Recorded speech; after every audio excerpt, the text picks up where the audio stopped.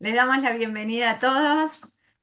Muy buen viernes a todas las personas que nos están acompañando del otro lado.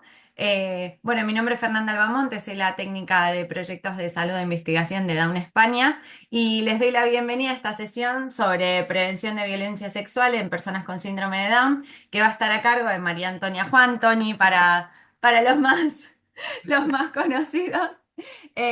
Y bueno, les cuento, Tony es gerente de Down Valladolid hace más de 12 años, ella es educadora social y desde 1996 se encuentra desarrollando programas de educación afectivo-sexual para jóvenes dentro del Consejo de la Juventud de Castilla y León. Además, es la coordinadora y responsable del programa Emociones Down de la Federación y es con quien hacemos todas las acciones relacionadas a todo lo que tiene que ver con educación emocional y gestión emocional. Así que le doy la bienvenida y le damos paso sin más. Así podemos aprovechar de esta jornada tan fructífera. Así que voy a compartir pantalla. A ver, así empezamos. Y Tony, cuando quieras me, me decís y vamos pasando, ¿vale? Pues muchas gracias, Fernanda, y buenos días a todas y a todos. Y gracias por contar conmigo para poder hablar un tema que nos inquieta como profesionales de nuestras asociaciones, aunque yo creo, después me podéis corregir, aunque yo creo que no es una gran problemática que tenemos en nuestro día a día en las entidades, pero que sí debemos estar alerta ante cualquier situación de violencia o de abuso. Y sobre todo centrarnos en cómo trabajar la prevención. Voy a tratar durante este tiempo que estemos juntas a tres preguntas que os va a enseñar ahora Fernanda, que es ¿qué puedo hacer para prevenir las situaciones de violencia sexual? Fernanda, ¿puedes pasar? Bueno, os contamos, es que tenemos un problema que a mí no me reconoce la presentación, con lo cual a lo mejor puede haber algún desajuste entre lo que voy diciendo y la presentación. Y hemos intentado poder compartirla, pero imposible. Bien, retomo. ¿Qué tres preguntas podemos responder en este ratillo? Por un lado, ¿qué puedo hacer para prevenir situaciones de violencia sexual? Para mí es la más fundamental de trabajo en nuestras asociaciones. ¿Qué puedo hacer para detectar esas situaciones de violencia o abuso? Y algo que nos preocupa mucho, ¿qué debo hacer si sospecho de alguna situación de violencia sexual en la asociación? Pasamos para responder a estas preguntas, me voy a centrar en cuatro puntos. Hablaré un poquito de algunos conceptos de qué es abuso, qué tipos de abuso nos podemos encontrar, algo de marco conceptual. Hablaremos de los factores de vulnerabilidad y donde más tiempo estaré o desarrollaré serán estrategias para la prevención y las claves de detención de situaciones de abuso. Cuando Fernanda me llamó para decirme que había cierta inquietud y necesidad de hablar estos temas por parte de los profesionales, yo me pregunté que por qué, Fernanda, pasamos que por qué debemos tratar o por qué debemos de tener en nuestra agenda el tema de prevención de violencia sexual y abusos. Y me salieron dos ideas fundamentalmente. Una es, y aquí sale la mencionada Convención Internacional sobre los Derechos de las Personas con Discapacidad, donde todas nuestras entidades estamos alineadas y estamos trabajando.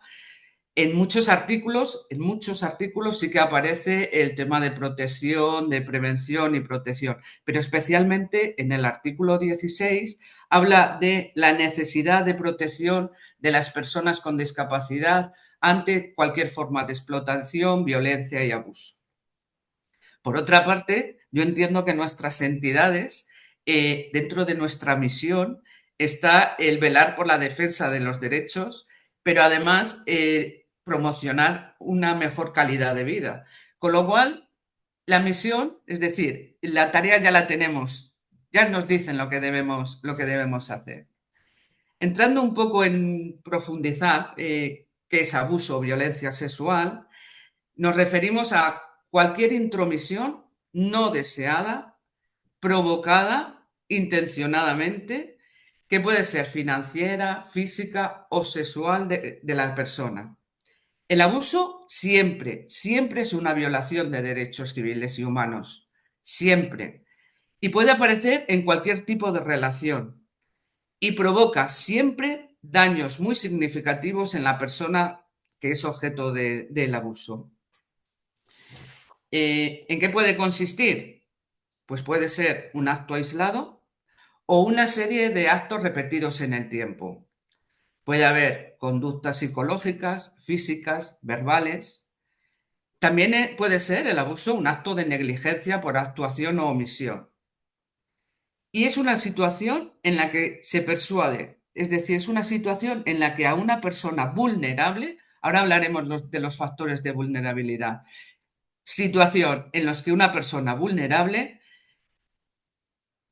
se le pide que forme parte de una transacción sexual sin que las personas hayan dado consentimiento o tengan capacidad para consentir. El abuso o el maltrato responde a muchas situaciones y los podemos clasificar en abuso físico, financiero, psicológico, también abuso por negligencia y por violencia sexual. En este último es en el que nos vamos a centrar esta mañana.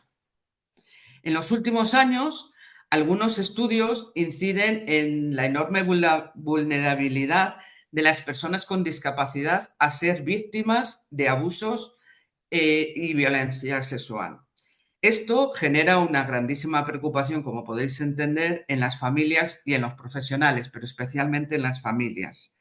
Lo que nos lleva a que la familia intenta negarles cualquier vida plena sexualmente hablando. Es decir, la forma que entienden las familias de proteger a sus hijos o a sus hijas es negándoles cualquier tipo de sexualidad, cualquier tipo de vida sexual. ¿Qué factores hacen vulnerables a una persona?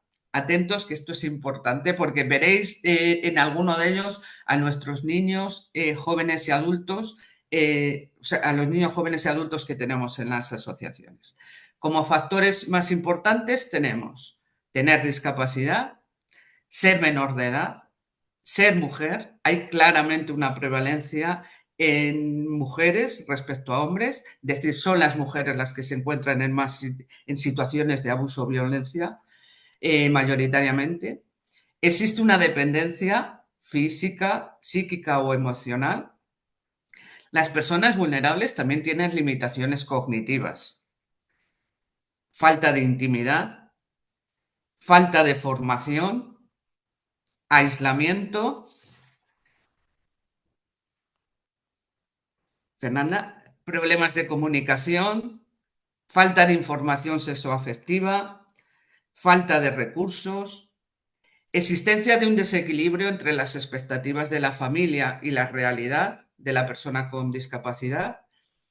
Existen altas necesidades en las familias, la institucionalización y la existencia de mitos sobre la sexualidad de las personas con discapacidad. Quiero destacar, de todos estos factores, quiero destacar lo que nos encontramos en nuestras asociaciones, como puede ser la falta de autonomía para las actividades de cuidado personal. Muchos de nuestros niños, jóvenes y adultos dependen de un familiar o de un cuidador para trabajar su cuidado personal. La falsa creencia de que las personas con discapacidad intelectual no tienen necesidades sexuales, incluso miedo a hablar con ellos y animarles a que puedan practicar sin saber discriminar muy bien comportamientos adecuados o inadecuados.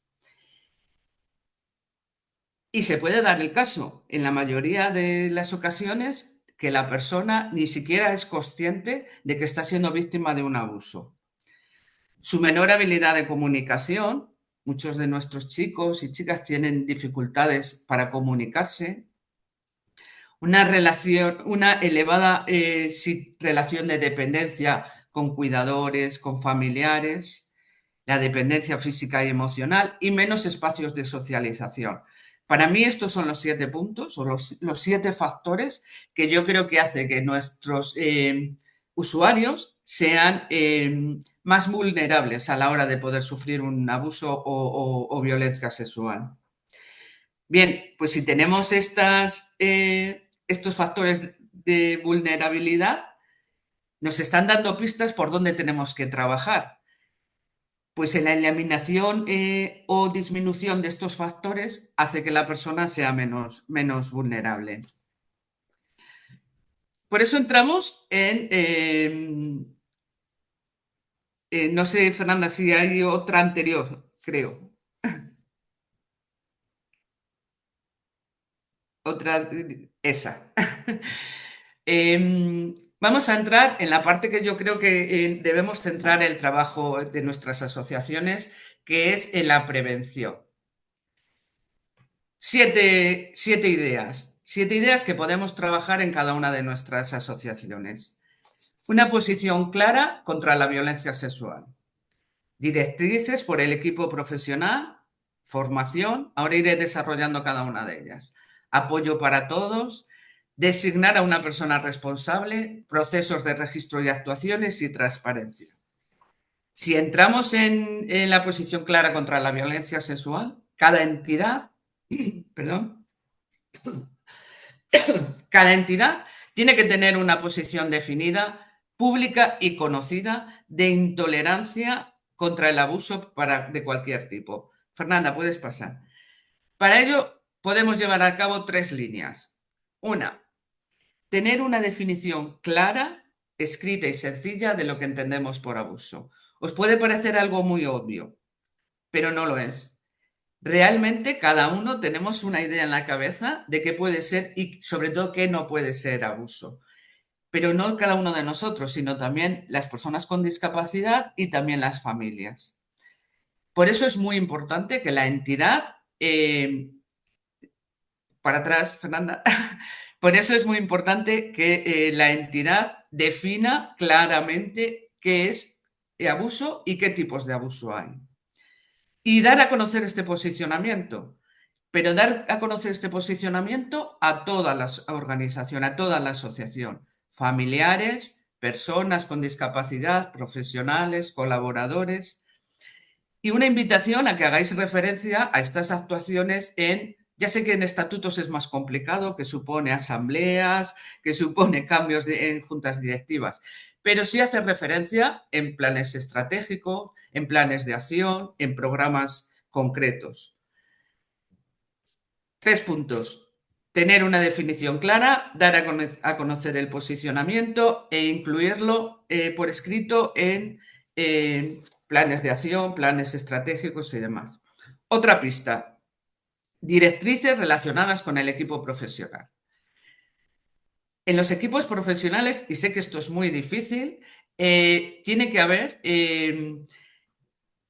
la posibilidad de que existan profesionales, hombres y mujeres, sobre todo para cuando hay que hacer apoyos íntimos. Es fundamental que haya paridad o haya hombres y mujeres dentro de cada uno de los equipos. Os digo yo en mi asociación que ahora mismo todas somos mujeres, que nuestro plan de igualdad es muy complicado porque le tendríamos que dar opción a que pudiesen entrar algún hombre. Sabemos que este sector de lo social está muy feminizado y es muy más complejo hacer equipos mixtos, pero tenemos que tender a ello. Hay que dar una formación inicial cuando se incorpora cualquier profesional a nuestra organización sobre abusos y sobre violencia sexual. Y después formar a toda la plantilla desde un enfoque de derechos humanos y la Convención de Naciones Unidas, resaltando conceptos como puede ser autonomía, dignidad, respeto, libertad, igualdad de oportunidades, etcétera. Formación, fundamental la formación porque es nuestra principal herramienta de prevención. En 3 ámbitos, familias, profesionales y personas con discapacidad. Luego volvemos a este aspecto, luego os sigo contando temas, aspectos de la formación. Más pautas para llevar a cabo. Proceso de registros de nuestras actuaciones. Hay que realizar registros de todos los casos, de todas las situaciones, de todas las sospechas y hay que hacer un seguimiento, tanto personal, social, familiar y jurídico. Y para mí lo que es fundamental es la coordinación con los servicios especializados en intervención. Yo creo que no es necesario que nuestras organizaciones tengan servicios y servicios y servicios cuando lo que tenemos que buscar es una coordinación con los recursos comunitarios. Es buenísimo tener relación con fiscales, abogados y terapeutas especializados en temas de abuso y de violencia. Para esa coordinación para tener esa coordinación es fundamental tener procesos de registro, tener registrado todas las actuaciones, todo lo que vayamos viendo durante ese proceso. Otras acciones, pues apoyo para todos en todas las edades. Es fundamental establecer un sistema de apoyos que implica contar o derivar, como os decía, con un servicio especializado, y ofrecer apoyos desde el aspecto psicológico, jurídico, etcétera. Por otra parte, es fundamental también contar con una persona responsable. Yo siempre digo que en las asociaciones, cuando todos somos responsables de todo, la responsabilidad y el seguimiento y el trabajo se diluye. Entonces, es fundamental que haya una persona responsable ante situaciones de este tipo. Y, por supuesto, contar con total transparencia. ¿Por qué? Porque son situaciones conflictivas y muy complejas. Y vamos a tensar la organización. Si nos encontramos con un caso de estos, la organización va a pasar una situación de estrés. Ante las situaciones de estrés, y lo estamos viendo ahora mismo con el tema de Valencia y la Dana, todo el mundo puede empezar a hacer comentarios, puede empezar a engordar temas, derivar, tal. Con lo cual tiene que haber una persona que es responsable y que va a ser la interlocutora ante todos los actores que intervienen en este tema. Vamos a la formación, como nos ha puesto Fernanda. La formación personas con discapacidad, profesionales y familiares.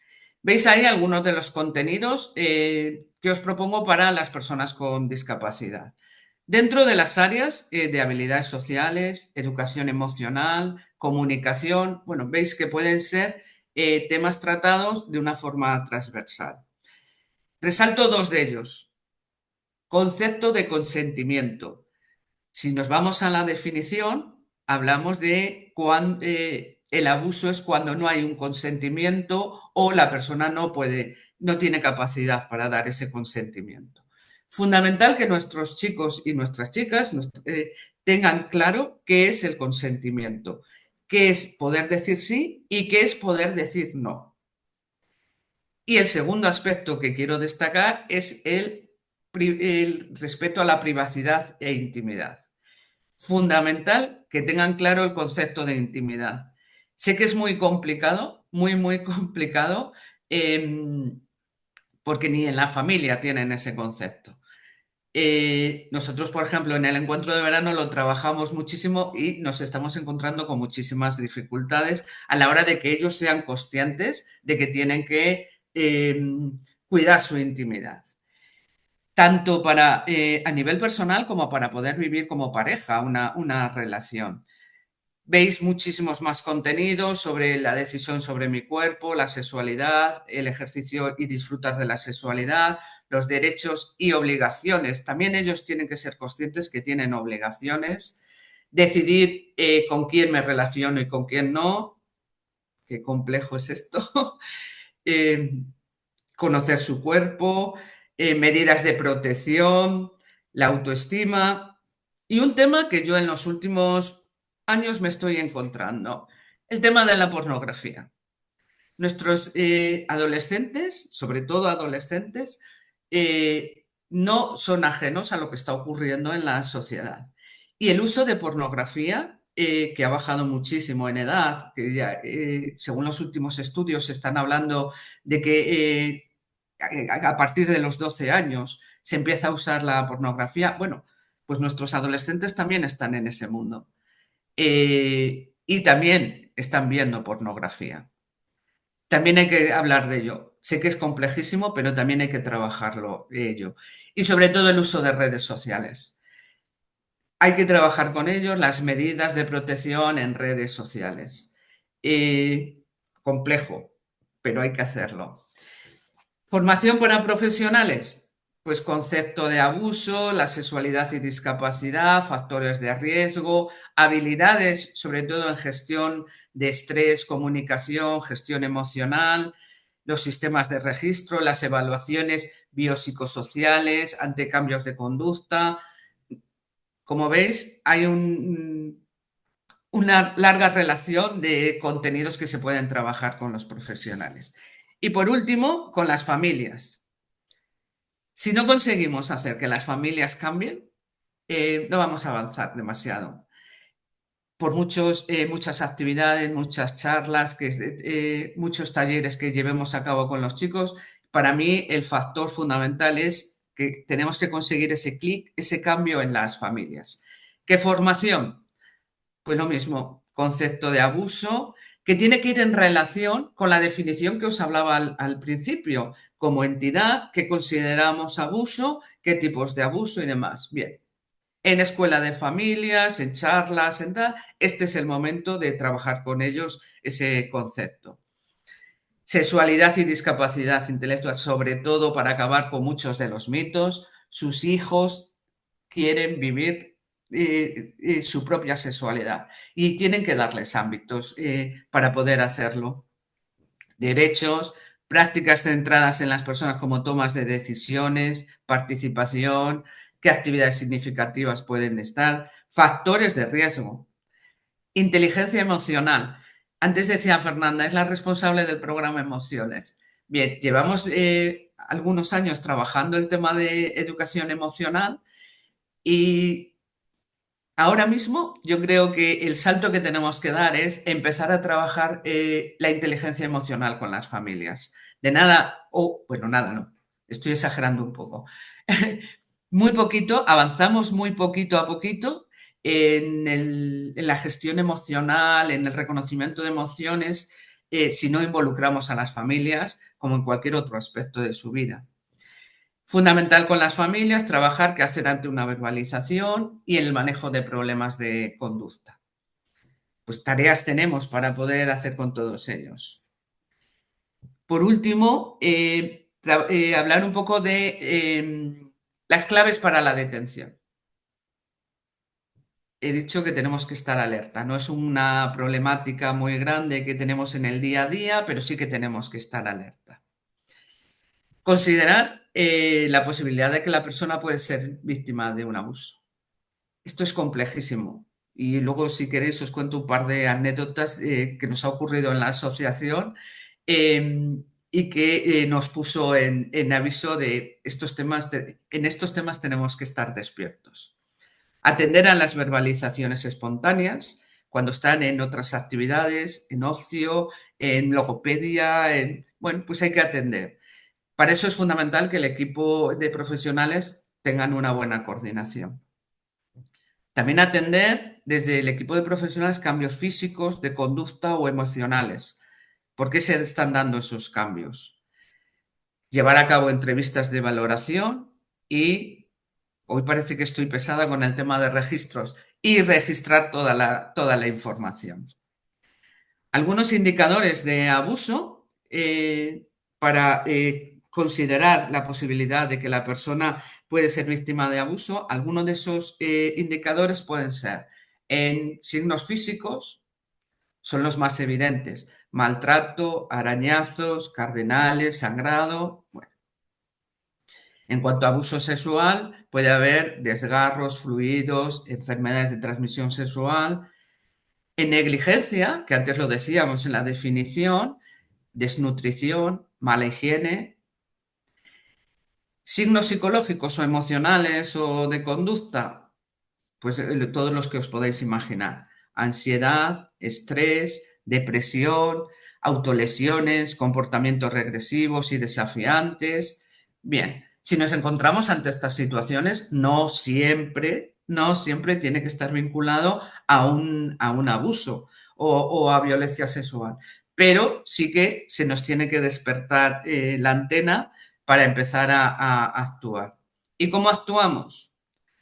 Pues hacemos una valoración del caso y sobre todo nos centramos en la protección de la víctima. Sobre todo. Manejo de la divulgación es la coordinación, familia, profesionales y todos aquellos expertos o aquellos externos a la organización, como os decía, fiscales, expertos en intervención terapéutica. Bueno, pues hay que la información fluya. Tenemos que conocer, y es fundamental que nuestros profesionales conozcan que tenemos la obligación de denunciar cualquier situación de abuso. Pero precaución en esto, por favor. Precaución a la hora de posibles denuncias. Tenemos que ofrecer los apoyos para todo el proceso. ¿Qué apoyos pueden ser? Pueden ser apoyos jurídicos, apoyos psicológicos, apoyos, bueno, pues todo aquel que necesite la víctima. Por lo tanto, hay que planificar y llevar a cabo esos apoyos. La intervención terapéutica también es fundamental. Si no tenemos a alguien en nuestras organizaciones especializados o que tengan experiencia en tema de abusos, lo debemos buscar fuera de la organización. Pero es fundamental que sea en la intervención terapéutica haya personas que ya tengan experiencia y conocimientos de estas situaciones. Por eso es fundamental acudir a la red, por eso es fundamental acudir a la red eh, que podemos haber creado de fiscalía, psicólogos, psiquiatras, etcétera. Y por último, recordar nuestro trabajo fundamental es la prevención. Y la prevención para trabajar adecuadamente la prevención debemos tener la posición clara y que todo el mundo conozca esa posición. Que el equipo profesional tenga unas directrices claras sobre ello. Ofrecer toda la formación necesaria, profesionales, familias y personas con discapacidad. Tenemos la obligación de ofrecer apoyos para todos y en cualquier situación. Designar a la persona responsable, registros,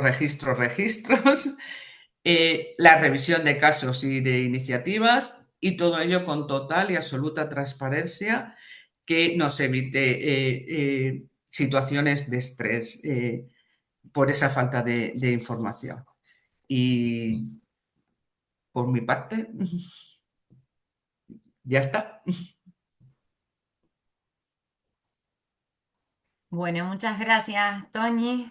Gracias a todos por escuchar atentamente. Muchísimas gracias por la exposición que realmente fue muy enriquecedora. Si les parece, abrimos el espacio de preguntas. Mira, aquí nos pregunta también si podemos retomar los tipos de violencia sexual. Si te parece, ¿querés que comparta pantalla? Así, Sí. venga, Uh-huh. ahí está. A ver si se ve. No. Perfecto. Sí, comentaba antes que los tipos de abuso están el físico, donde pueden aparecer los signos que comentaba antes de cardenales, de arañazos, de tal.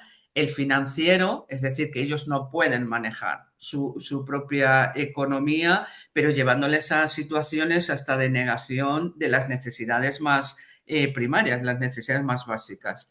El abuso psicológico por negligencia cuando se le niega desde lo más básico, como puede ser alimentación, como puede ser atención, higiene, pues por negligencia también se puede considerar abuso. Y el tema de violencia sexual, por supuesto. Bueno, a ver, vamos a seguir porque hay un montón de preguntas y son súper interesantes todas y estoy... A ver, ¿cómo se hace la formación con la familia si hablamos de progenitores bastante mayores? Pues si hay entorno familiar como hermanos o tal, atacar mejor por ahí. Porque sí que es verdad que con los padres ya muy mayores es muy complicado, muy complejo es muy complicado, muy complejo hacer un cambio en ellos.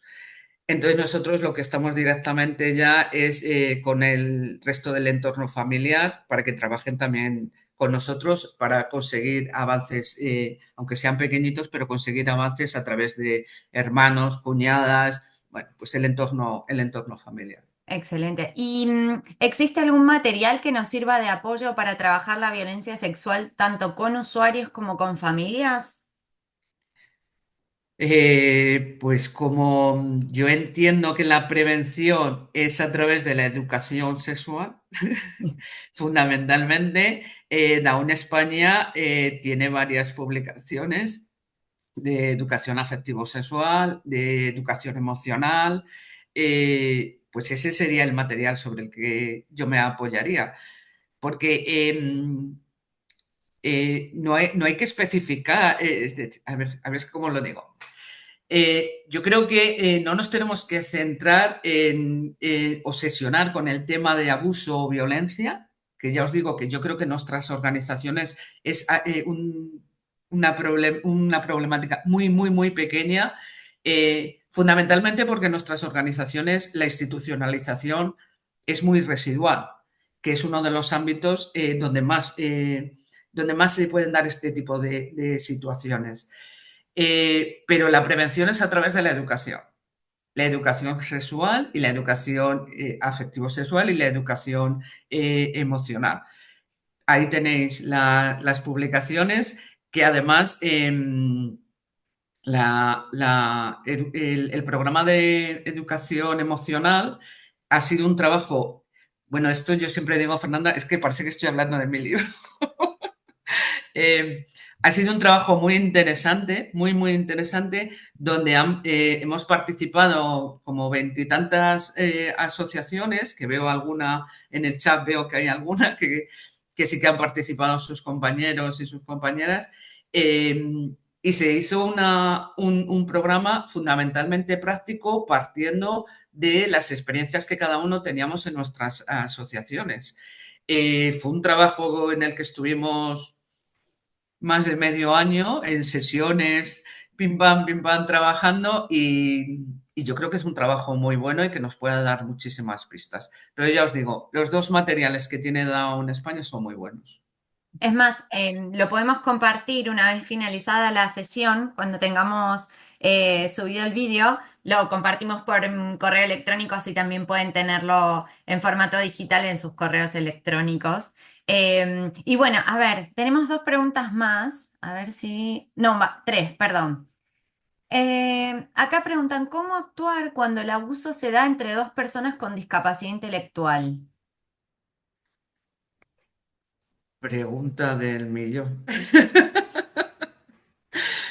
Pregunta, pues con intervención terapéutica, y os digo por qué. Porque tenemos que saber primero si los dos son conscientes, tanto la víctima como el abusado, si son conscientes de esa situación.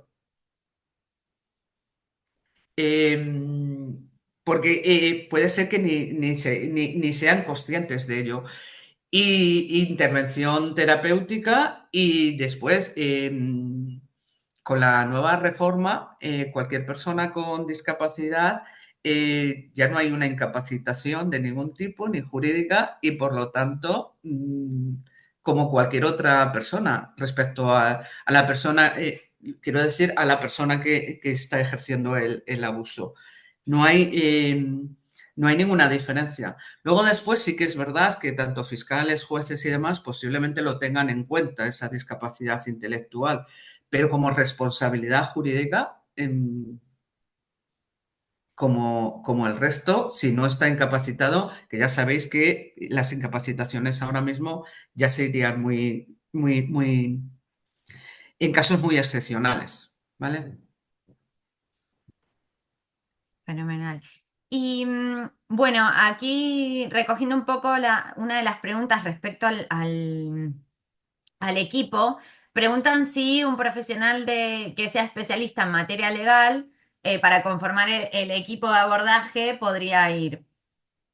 Sí, Podría- nosotros tenemos en la asociación un servicio externo, ¿eh? No, no es dentro del equipo de profesionales de la asociación, pero sí que tenemos un servicio jurídico externo.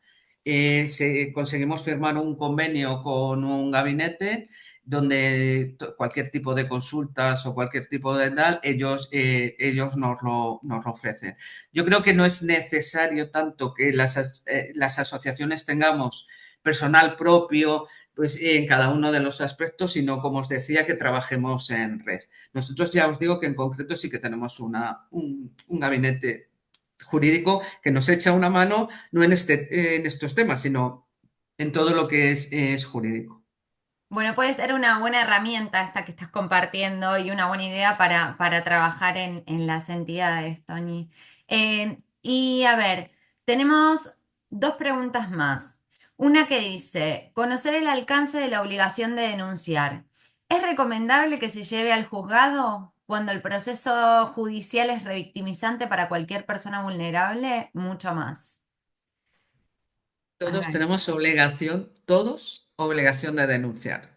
Ante en el momento que conozcamos una situación, hay obligación legal de denunciar, porque incluso podemos nosotros tener problemas legales por no hacerlo. Eh, claro que el proceso judicial, bueno, pues no es el más adecuado en algunas ocasiones. Sí que es verdad que hay juzgados, nosotros tenemos aquí una experiencia muy interesante a raíz de tener este equipo de profesionales y en concreto una profesional que curiosamente tiene una hija con discapacidad, con lo cual lo ha tomado con muchísimo más interés, de empezar a trabajar también con los juzgados, ¿eh? Ella se va a los jueces y les habla de cómo trabajar con las personas con discapacidad intelectual. Y cosas tan tontas como conseguir que el juez se quite la toga y que no tenga que subir la persona a su despacho, que lo hace en la sala, que es un entorno más amigable para ellos y tal. Bueno, pues ella lo está trabajando en los juzgados de Valladolid.